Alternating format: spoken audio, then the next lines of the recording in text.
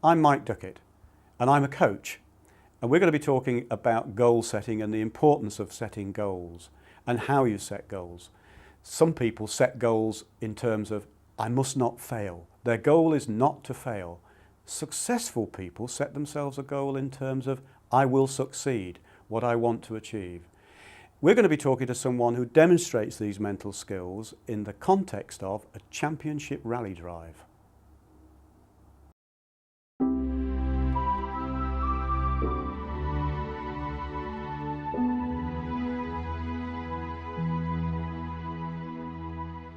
So is goal setting important? Vital, really important. You know that. Would you dream of setting off in a car to just go for a drive somewhere you don't know where?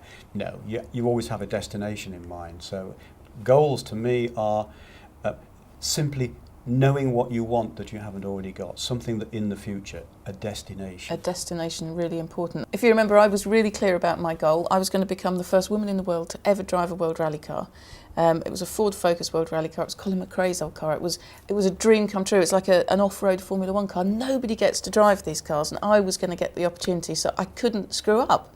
And so we worked together at length to make sure that I got the outcome that I needed, desired, wished for, wanted.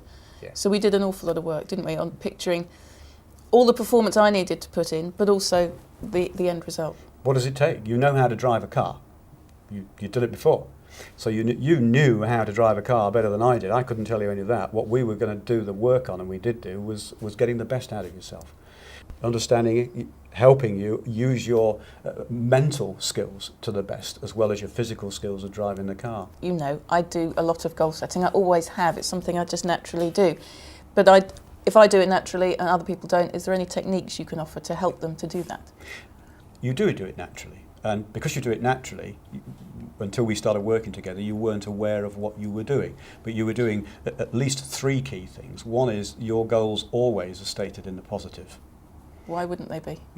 You may say, why wouldn't they be? Because you're natural at it. But an awful lot of people would have goals that are actually to avoid something they don't want. Now, let's go back to when you were in the rally. Yeah. Think about, what was your goal when you came to me to talk about that rally? It was very clear.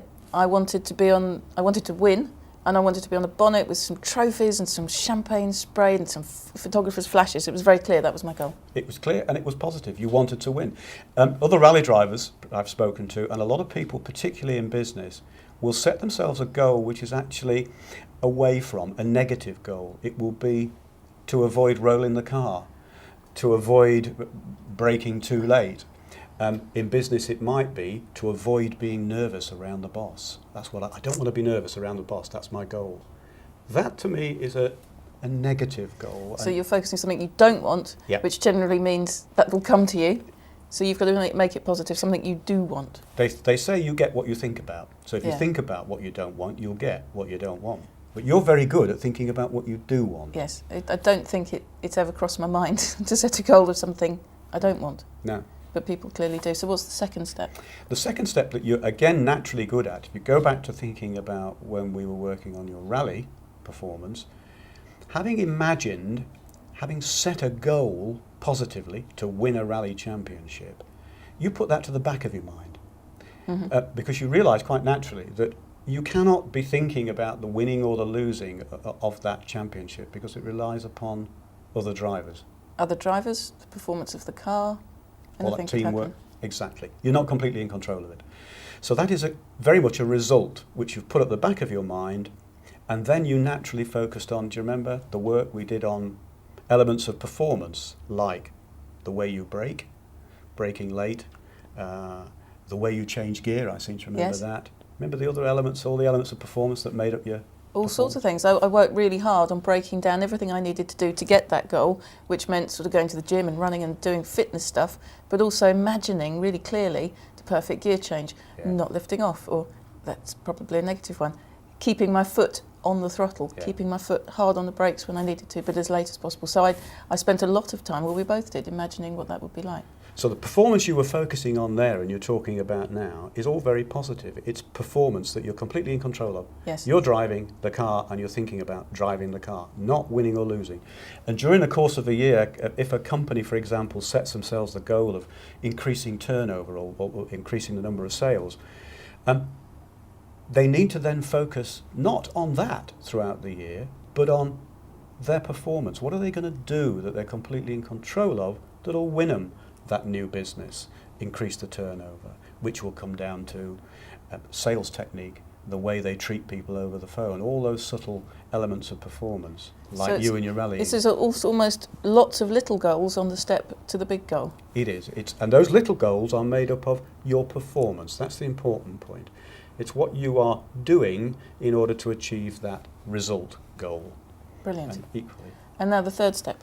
The third step is then to get really clear about it, to be mentally, and you already are. The way you are talking about it even now demonstrates that you're very, very clear about how you're going to know when you've achieved your goal. You can tell me, because you can tell me, what was it, standing on the bonnet? Yeah, in Wales, in the dark, at the end of the rally, I knew exactly where and how and everything. Yeah. So that's the third point. Goal setting requires you to be really clear about it, to be asking yourself the questions, where will I be when I'm actually achieving my goal? With whom? Will anybody else be there? And what will I be doing exactly when I'm achieving my goal, and when?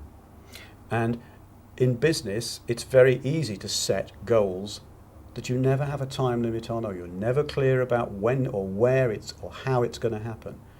You're naturally good at that. So in business, you'd have to be far more precise and give yourself numbers or dates in order to get that goal. The clearer you are, the clearer you're giving an instruction to your brain. And the only thing you've got to work with in the end is your brain. Of course. And all those things involve one thing, which again I do without thinking about it, which is visualising those things. Indeed. You're doing it all the time, Yeah. You're envisaging, and that is a subject of another piece, how to visualise achieving your goal.